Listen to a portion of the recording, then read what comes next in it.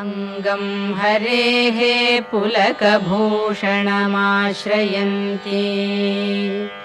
भृङ्गाङ्गनेव मुकुलाभरणं तमालम् अङ्गीकृताखिलविभूतिरपाङ्गलीला माङ्गल्यदास्तु मम मङ्गलदेवतायाः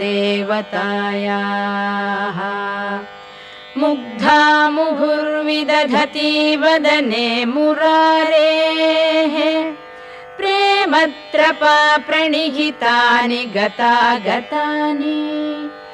मालादृशोर्मधुकरीव महोत्पलेया सा मे श्रियं दिशतु सागरसम्भवायाः आमीलिताक्षम् अधिगम्य